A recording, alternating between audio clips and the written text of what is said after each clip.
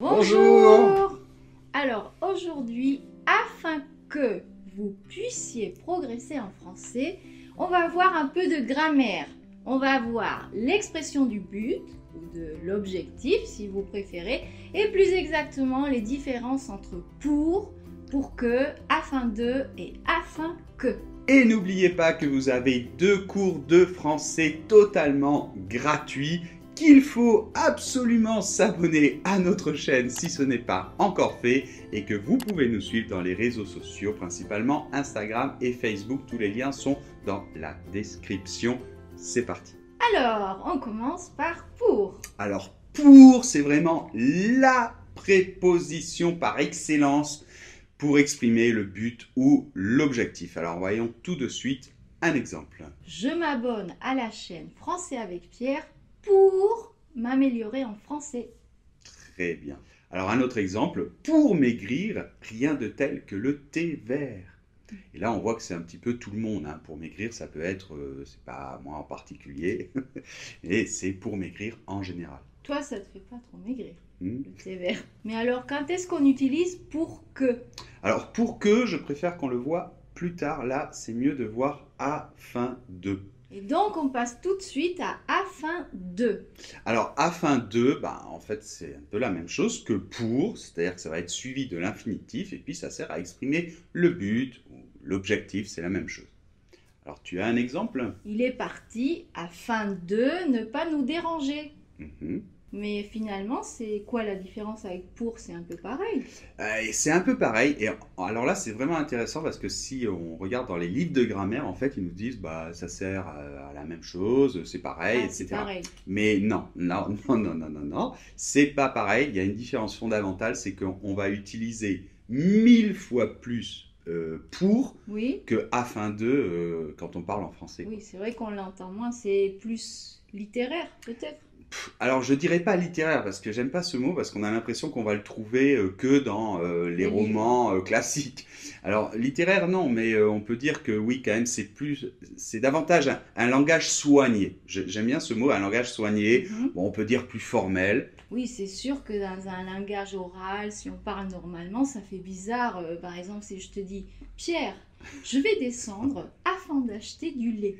Oui, ça fait bizarre ou je sais pas. Ça fait peut-être un petit peu une catégorie sociale vraiment très élevée avec des gens qui parlent un peu comme ça entre eux. C'est pas la nôtre. Mais sinon, en tout cas, dans le film, par exemple, La haine, hein, on en a parlé dans la dernière vidéo, Oui. on a conseillé des films, hein, si vous ne l'avez pas vu, vous pourrez la regarder, elle est très bien. Et dans La haine, c'est clair que les jeunes dans le film ne vont pas l'utiliser afin de. Non. Mais bon, on le voit, hein, écrit, même, peut-être parlé de temps en temps dans un langage parlé, mais c'est quand même plus rare. Par contre, pour, c'est plus neutre. Oui, c'est neutre, enfin, c'est dans tous les langages. Pour, c'est le truc, c'est tellement utilisé, c'est une préposition, c'est universel. Dans n'importe quel type de langage, à l'écrit ou à l'oral, on va l'utiliser. On passe maintenant à pour que. Alors après pour que, toujours un subjonctif. Alors c'est en fait une conjonction et on l'utilise quand on a deux propositions avec deux sujets différents bien définis. Par exemple, je te donne ce conseil pour que tu ailles plus vite. Exactement. Et donc c'est intéressant de comparer à ce qu'on a vu tout à l'heure avec pour. Oui. Là, on disait par exemple, je prends ce taxi pour aller plus vite. Donc c'est je qui prends le taxi et c'est moi qui vais aller plus vite. D'accord ? Ou alors, il me donne ce conseil pour maigrir.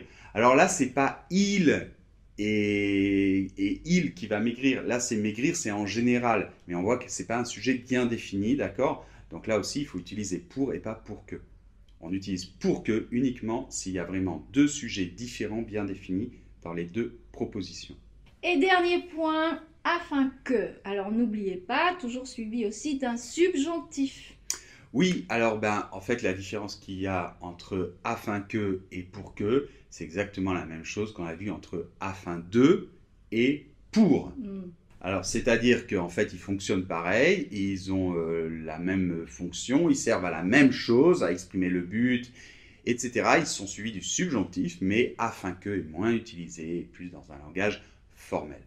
En reprenant le même exemple qu'on a vu avec pour que, Mhm. je dirais donc je te donne ce conseil afin que tu ailles plus vite. Voilà, exactement. Et là, on a une sensation que c'est un peu plus soigné que si on disait par exemple pour que tu ailles plus vite. Mais voilà, ça fait un peu plus formel. Un peu plus- Allez, tu as un dernier exemple, Bien Noémie? sûr, il a préféré partir afin que ses enfants puissent avoir un avenir meilleur. Je veux chanter pour ceux qui sont loin de chez eux. C'est une chanson de... Comment il s'appelait déjà? Brassens. Mais non, Michel Berger. Michel Berger. Vous le mettez Roman. dans les commentaires si vous trouvez. Comme toujours, on vous laisse dans le blog le résumé, l'exercice, la transcription très importante et le podcast. Alors on vous laisse le lien dans la description. Sous la vidéo, voilà. Et puis ben voilà, pour que l'on puisse continuer à faire ce que l'on fait, n'hésitez pas à mettre un like, à partager cette vidéo, à nous suivre dans les réseaux sociaux et à vous abonner à la chaîne. On se retrouve dimanche prochain dans une nouvelle vidéo. Bisous. Au revoir.